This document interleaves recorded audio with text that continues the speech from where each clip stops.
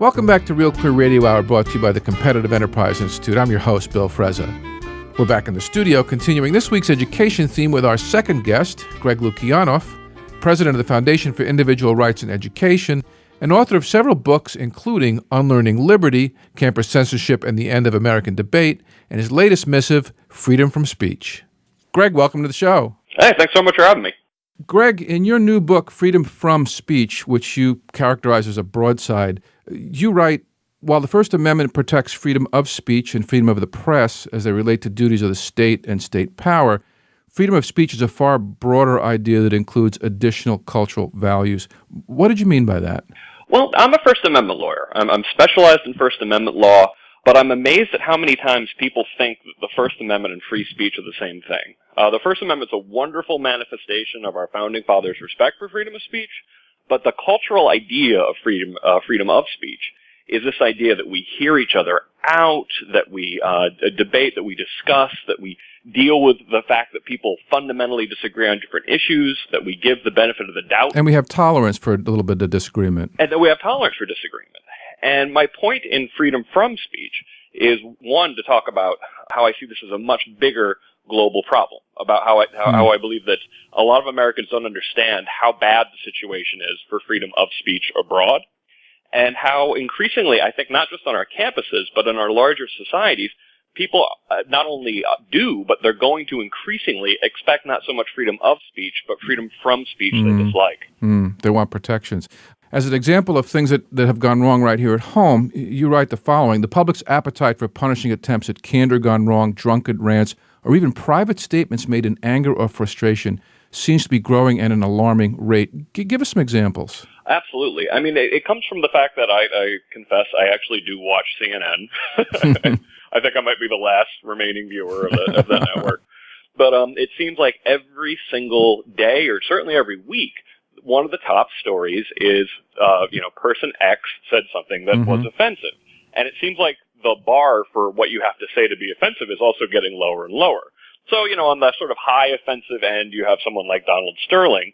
And what he said was genuine, fit the term racist. It was a genuinely racist statement.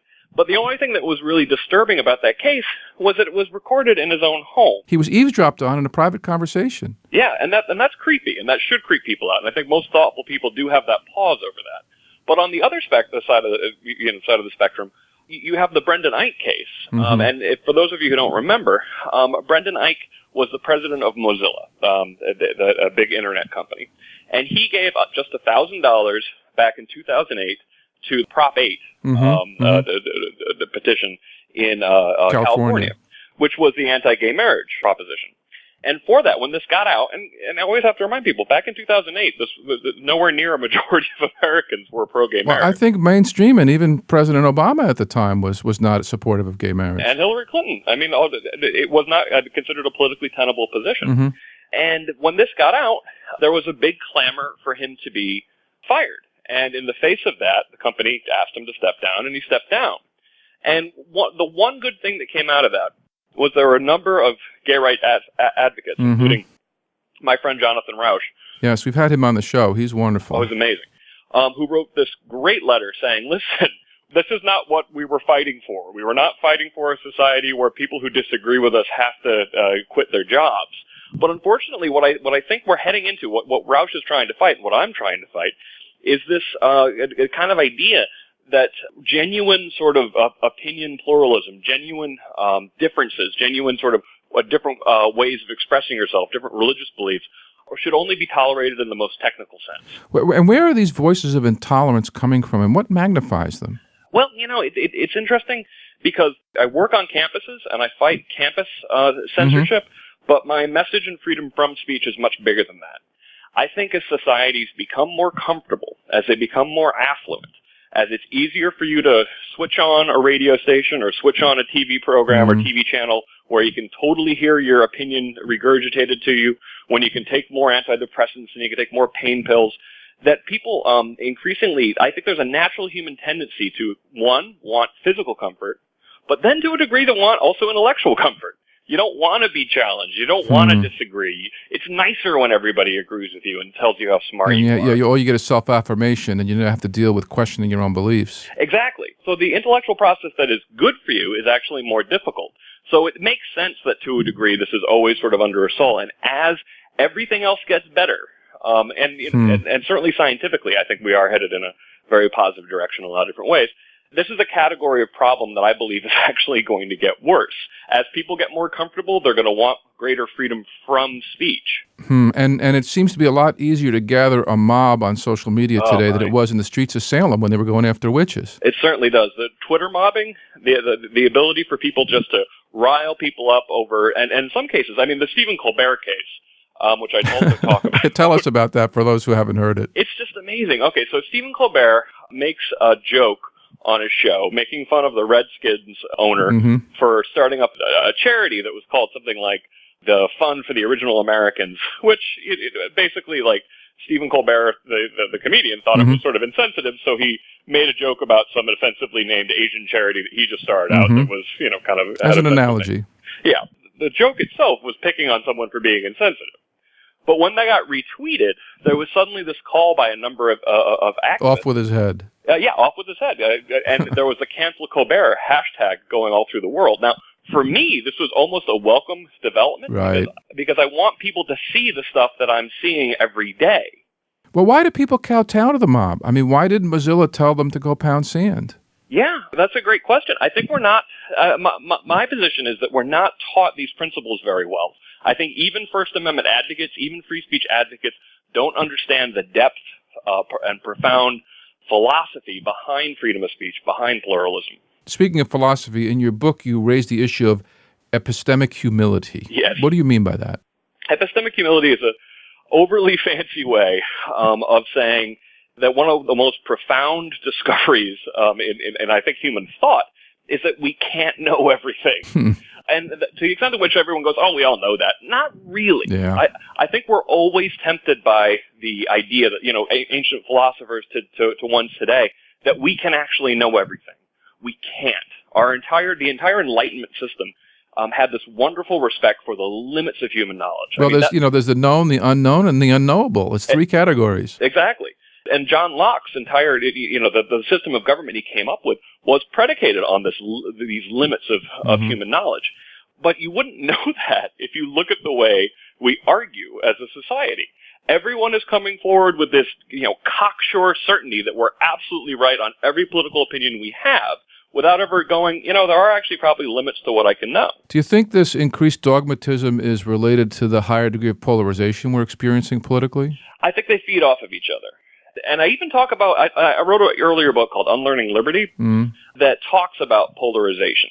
And just like I think, the push for freedom from speech is at least in part a development of otherwise positive things, I think the same thing of polarization.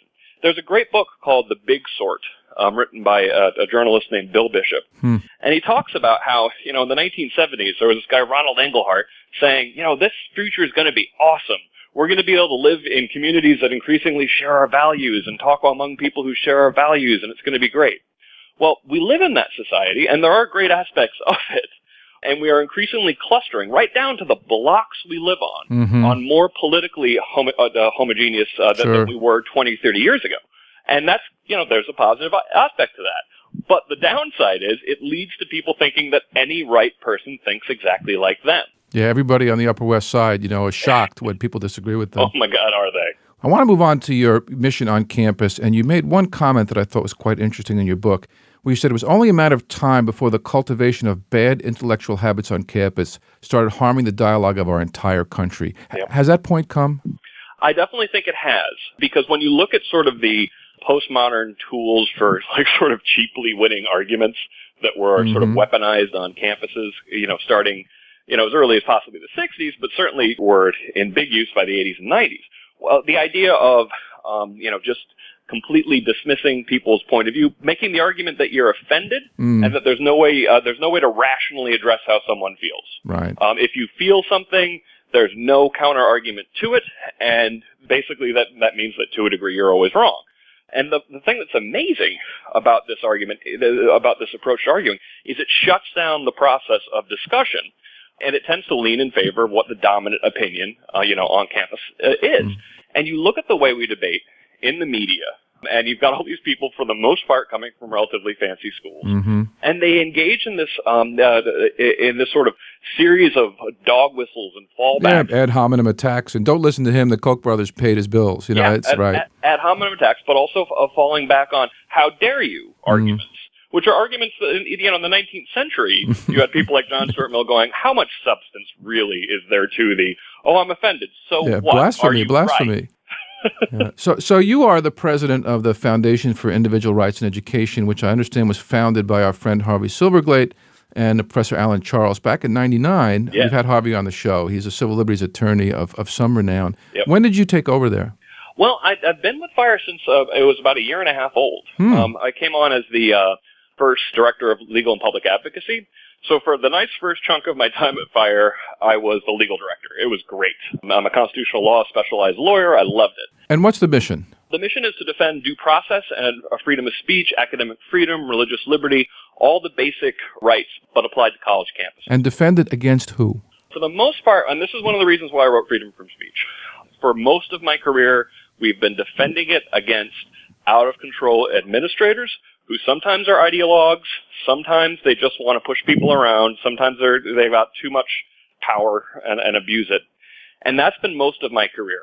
The reason why I wrote Freedom from Speech is that increasingly, at least over the last year, it hasn't been the administrators calling for censorship as much as that's been students themselves. Really? Yeah. And that is distressing to me on a major level, because I like defending students. I've devoted my career to defending the free speech rights of students. And so when I go on, once again to bring up CNN, when I go on CNN and I find I'm actually debating a student on whether or not someone should be allowed to speak on their campus, there's something sort of profoundly sad about that to me, and of course worrisome for the future. Well, who molded their character and their thoughts that they'd behave that way? It starts as early as K through 12. Like, I think that kindergarten on up really does go with this argument that, never hurt anyone's feelings, sort of conform to what the political beliefs are of the group. And so it's pretty bad by the time they get to college, but it does seem to get even worse when people arrive there. Aren't college kids supposed to rebel against conformity, not enforce it? You would think that, and I think there is a degree of that. There's just not enough. I think that the tools that K through 12 and universities have learned to use are very effective, in part because they play to sympathy. They play to kindness. They basically say, how can you dissent with our political position on the following 15 issues? Only a mean, cruel, unkind person would do that. Yeah, you call that the care ethic. The care ethic, yes. And that's a term I borrowed from Jonathan Haidt, who is a author who I'm a big fan of, and I'm actually working on a piece with him right now. He wrote this great book called The Righteous Mind, in which he talks about the foundations of morality.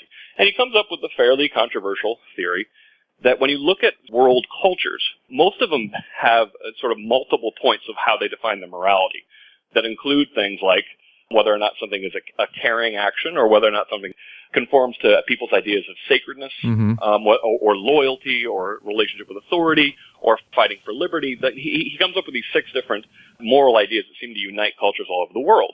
But he makes the point that the American left, the people on sort of like the left side of the spectrum, tend to really emphasize one point almost to the exclusion of all others, which is the care for perceived victims. Well, it's a victimology approach to politics in general. Right.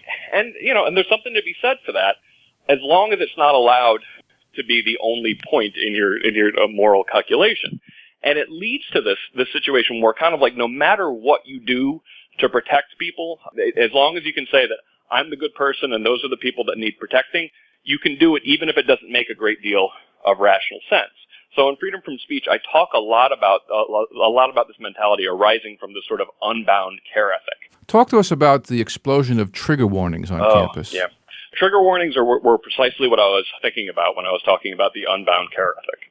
Because trigger warnings, they were this mechanism that people initially came up with on websites that were primarily for victims of things like sexual assault. And I think this was, initially a compassionate, even sensible thing to do, to say, listen, if you're really traumatized, you might not want to read this article because I'm going to go into detail about my experiences being assaulted. And that makes a good deal of sense. But the problem is, once it started on the internet, it began being expanded to these huge and sometimes absurd lists Macbeth. Of things that you have to put trigger warnings in front of. Discussions of patriarchy, discussions of colonialism, discussions of ableism or fat shaming. You're expected to put a trigger warning on this. And this became so absurd that by 2012, you even had feminist websites saying, these things are dead. They've become ridiculous. They've become a joke. Let's get rid of them. So this is way back in 2012. What's the downside? So you put a trigger warning in. Every professor stands up and says, hi, good morning, here's my trigger warning. If you don't like my class, go home. And then he gives this lecture. There's a philosophical problem with it. And one is that it tells students that they are essentially victims. That essentially they're training them. That if you've been hurt, if you've been wounded, it's over for you. The only thing we can now do is protect you from the world because you are never, ever going to be okay again. And that is a completely anti-psychological, anti-science. That is not what people who deal with PTSD want the world to look like. But it's a great way to create a base of voters. It is. And meanwhile, there's the practical problem, which is that it's an impossible expectation. A professor cannot guess how many things that not only a student will genuinely feel traumatized by, but how many things an administrator or a student might claim to feel traumatized by. And so what's happening already, and the latest push for trigger warnings on campus has only really been going for a good 6 to 8 months at campuses like Oberlin and UC Santa Barbara and Rutgers. But in that time, professors are already writing articles saying, we are getting complaints from students, from administrators, from faculty, and we believe our jobs are in danger because we can't put enough trigger warnings on stuff to make sure that everybody's feelings are protected. This is it's a formula for getting every single professor in the country fired, or for dumbing down the curricula so much that they don't deal with adult subjects. How could a tenured professor get fired? Well, I've seen it, but it's also important to understand that tenured professors are only a relatively tiny portion. Yeah, that's true. There's a lot of instructors and lecturers. Yeah. So every spring when commencement comes around, there seems to be a larger and larger raft of campus speakers that are unceremoniously disinvited from coming and giving a graduation lecture. What's going on there? Yeah, this is funny. And within FIRE, we've noticed this sort of ramping up of trying to get speakers disinvited every spring for years now. And it used to be kind of a joke within FIRE that we call this, it's disinvitation season. But then it got so much worse every year that it kind of ceased being funny. Because, how are you supposed to have a marketplace of ideas if you're saying that people who have ideas we don't like can't even speak on campus? And there are two things I want to be clear about disinvitation season with. It does last all year.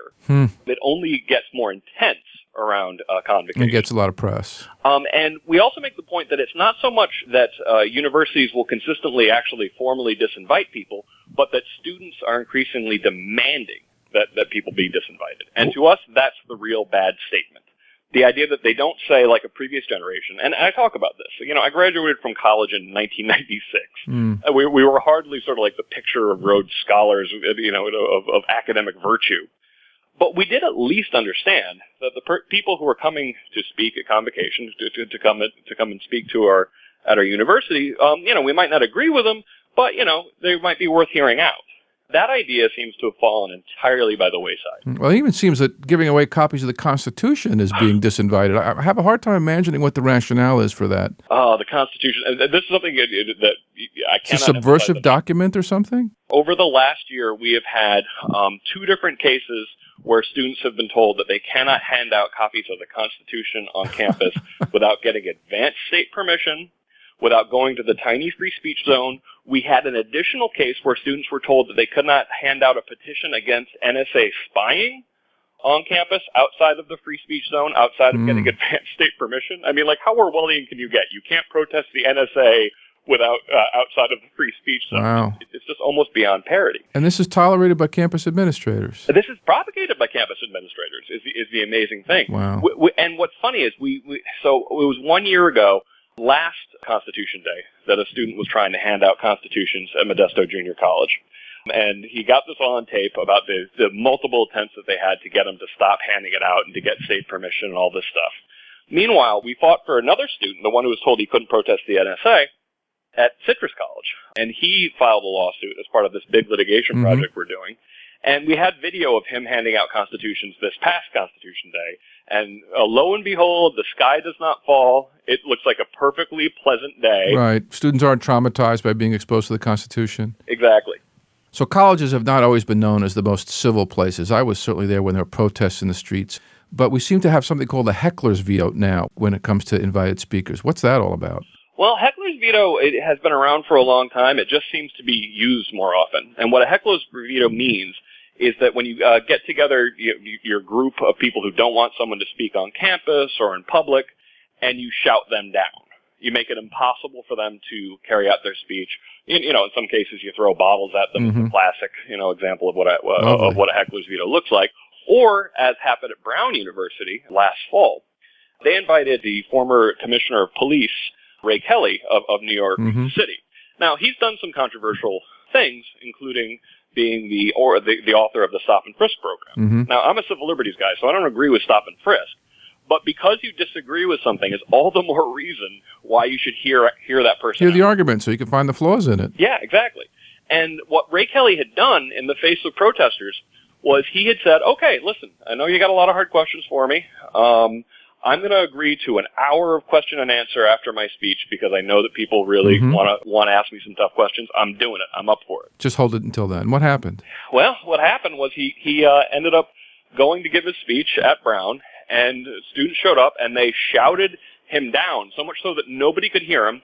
He tried to speak for half an hour, and they finally just had to give up. And walked off. And what's amazing to me is the students, in some cases, who were the most angry were those ones who weren't fans of Ray Kelly, but they were denied the opportunity to ask those hard questions. So, Greg, this all sounds pretty pessimistic. I know you're working hard at FIRE to turn things around. Is there any hope for that? Well, one thing that I try to do in freedom from speech is sometimes I think people think that the problem with free speech on campus and the problem with free speech globally is just some sort of temporary insanity of political correctness run amok, and it'll pass. We're just going to get over it. And the bad news, what I'm saying is, this is a much bigger and longer fight than I think people understand. The good news is that we already know the ways to fight it, and probably one of the most important ways to fight it is to instill rhetorical habits and intellectual habits into students. Hear the other side out. Debate and discussion. Tolerate pluralistic views. Always keep in mind you might be wrong.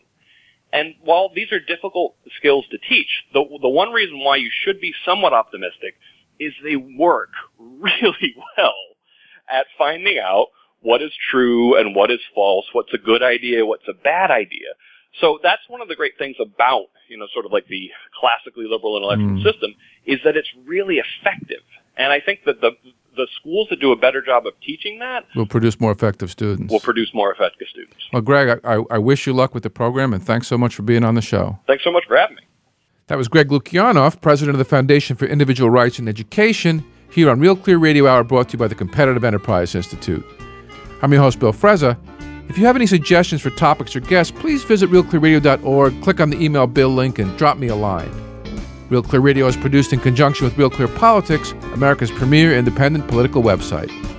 That wraps up our show for this week. Join us next week, same time, same station, when we travel to Vienna and Budapest to check in with two policy activists fighting against the rising tide of economic strangulation.